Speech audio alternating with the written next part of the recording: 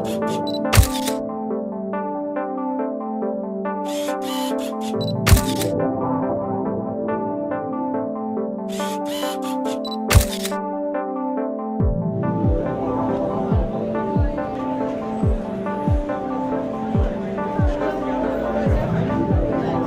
Guare's The House of Blue Leaves is back on Broadway, starring Ben Stiller, Edie, Falco, and Jennifer Jason Leigh. We're at the Walter Kerr Theater to celebrate opening night of this classic comedy. Great writing, isn't it? I mean, it's really, really great writing, and it's really wonderful to see it. I saw it the last time it was done. I didn't see it the first time, but I saw it the last time it was done, so it's wonderful. I'm looking forward to a complete new experience with people I absolutely love. Ben and Edie, Falco, and now David, the director, which now is a friend. So I'm excited.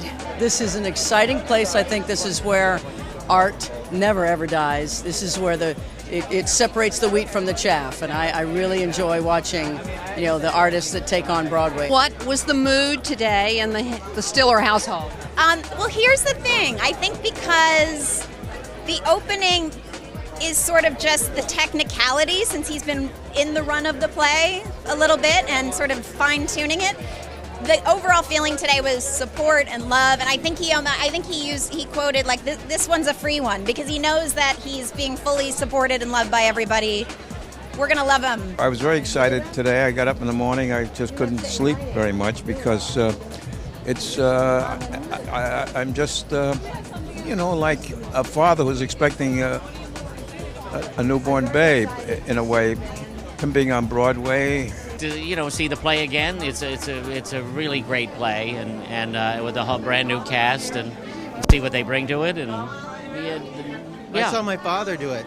Really? Yeah, when I was a little kid, Chicago and someplace else. He did it for a long time. Oh wow! Why do you think people still enjoy this play? I think they enjoy it when the actors in it are wonderful, and really kind of explain the farce of it all. Because it's wacko. It's really wacko.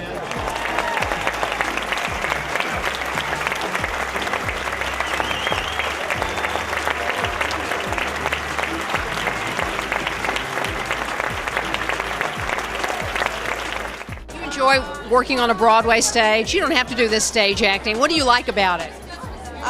I love that you get to tell the whole story and you get to have the whole experience. There's no stopping and starting.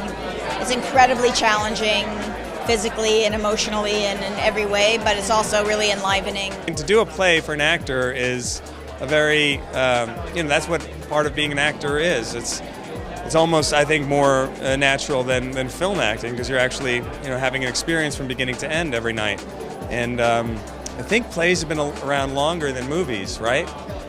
So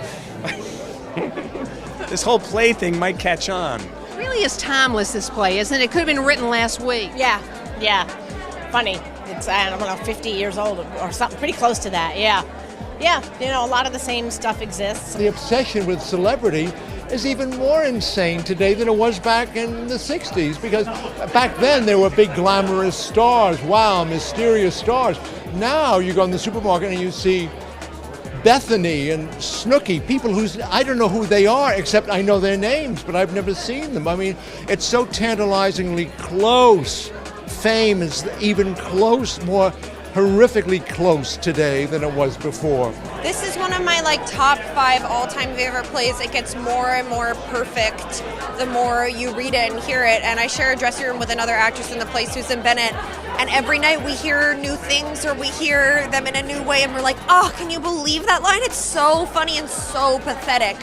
And I love this play because it's an equal combination of so funny and so heartbreaking. And the characters are hilarious and so pathetic.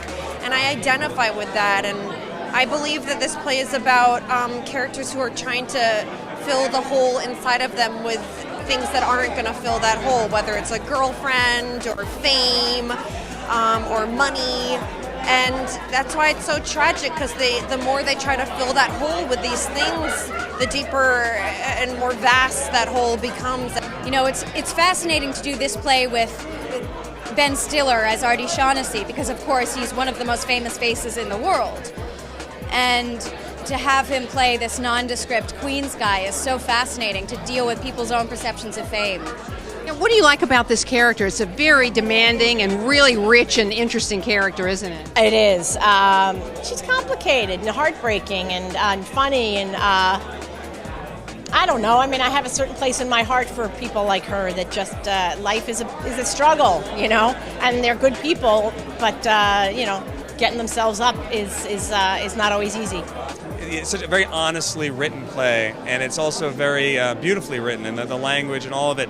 It's just a very unique play, and there's no one else who writes like John. And so the chance to be able to go through that journey every night and of these characters, and you know, which I think connects with a lot of deep feelings that are very human emotions. I feel very lucky to be able to do that.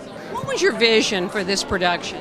That it would be as weighty as it was silly, that it would be as brutal as it was loving, that it would have its extremes, that it would have all the extremes, that it would explore the entire terrain of John's writing. There's so much to love about this show. It is so inherently human. There's something so beautifully human about it, and there's this incredible poetry that for all my experience with it, for all the times that I've seen it, all the times I've read it, all the times I've heard it done, seen it done, I missed the poetry. I'd never realized how gorgeous some of the writing is in this show, and this time, with David sort of guiding it and saying, no, stop, listen to the beauty of this language, it really jumped out, and it was something that made me fall in love with it all over again.